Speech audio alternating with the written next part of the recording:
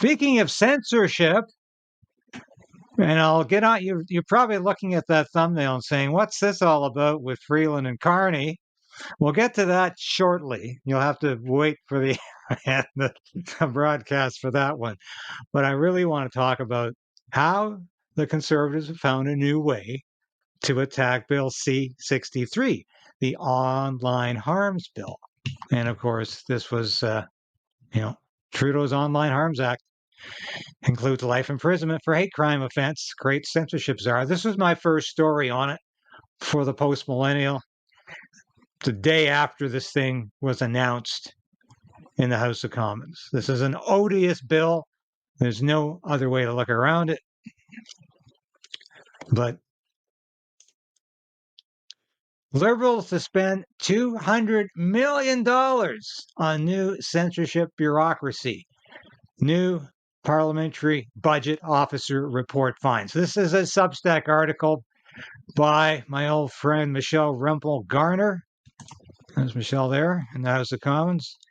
She's slowly coming back to the prominence she used to have. She made a couple of missteps in the past, but every member of Parliament makes a few mistakes. But she's really doing a great job right now attacking Bill C-63 the way she used to be a superb immigration critic. I used to cover her on a weekly basis for the work she did there. So it's interesting. This thing is not just bad in terms of censorship, in terms of putting people into life for so-called hate speech, fining people hundreds of thousands of dollars, fining social media companies millions of dollars for not taking down offensive speech, according to the Liberal government. But, as we discover, now Pierre Poilievre is calling this a three-headed monster. I have to put my glasses on and read this, okay?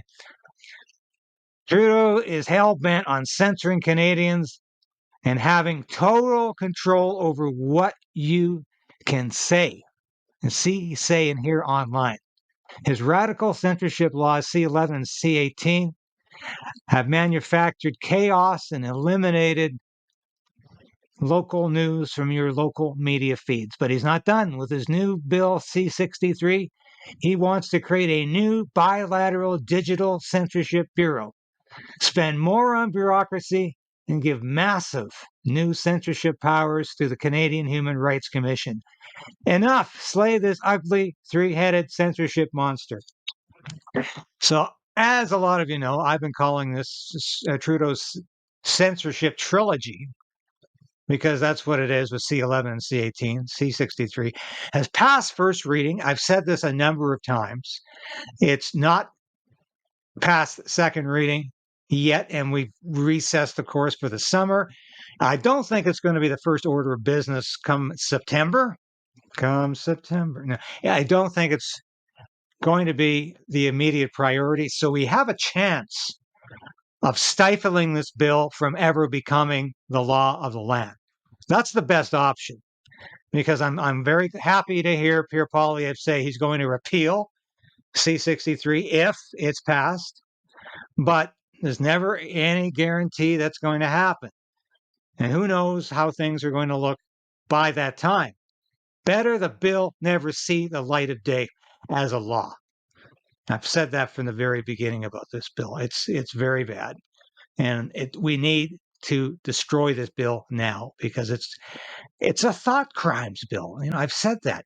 Now, I'll give Poilievre some credit on this, because he has remarked about the bill from truly and surely from censorship terms, from a philosophical viewpoint. He's actually said that the bill indicates that if Justin Trudeau read 1984, he saw it as a manual for dictatorial control, not a warning. So he has gone on the record saying that this is a bad bill for censorship. It's also a bad bill for spending. It's going to cost taxpayers $201 million over 5 years to set up these censorship boards. That's what they're going to be. The Digital Safety Commission, the Digital Safety Ombudsman, and these things that are going to work with your tax dollars to persecute stations like this, new media, maybe old media if they cross the line, and especially independent media. The thrust of this bill is to put stations like this out of business, off the air, not only with the threat of fines and legal action, but actually doing it. Putting people in prison because of something they said that offended somebody. So we don't need to know that this bill is going to cost $200 million to say it's a bad bill. That just makes it a worse bill.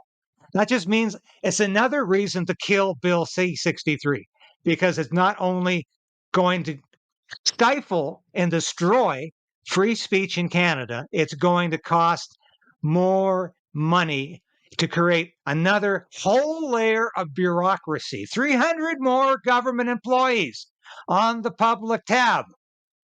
We don't need any more government employees. Trudeau's already hired more government employees in 9 years than all previous prime ministers. He's hired more than any other prime minister. And this is indicative of how he thinks the government is the answer to everything. Just keep on so-called investing with your taxpayer dollars in the economy, and everything will be okay.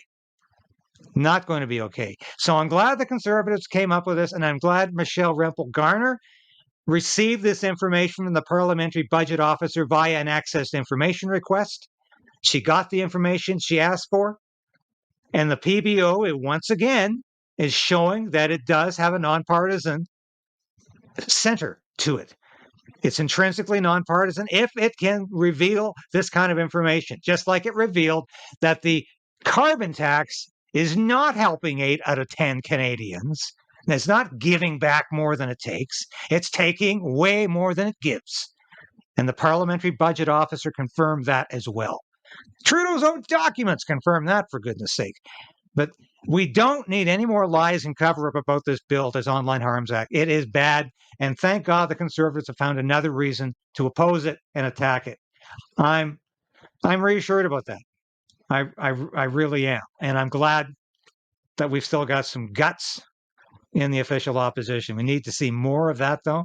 They should have been at this bill from the beginning, because if this thing goes through and it's passed, I tell you, it's not easy to repeal bills that become law, because they immediately are seen as vested interests. They're immediately seen as suddenly tethered to human rights. You can't stop that. You can't repeal that bill. That would be a violation of somebody's human rights. That would be a violation of an agreement that this is suddenly censorship is now acceptable. So that's not a good plan. Thank you for watching this episode of Stand on Guard and being a part of the Craydens Right channel. If you've watched this episode to this point, you've watched it all. And that's really important for a small station like this. We always say subscribe, hit the bell, be a part of the Crayden resistance. Resolve to resist. That's what we're doing. And if you become a subscriber, if you're a supporter of this station or a member through Substack, through YouTube, and now you can be a local as well, that's so important to us, because I couldn't do this without you. I made a decision to become an independent journalist about a year ago because I wanted to bring all of my experience in the military, in journalism, to you. I don't promise anything I can't deliver. I don't offer clickbait. I offer truth. The truth is out there, and it's my job to bring that truth to light and to you. Thanks for being a part of the Craydens Right resistance, and we'll see you again soon. So we are in a very precarious position in this country. We need a political change, but we also need to resolve to resist.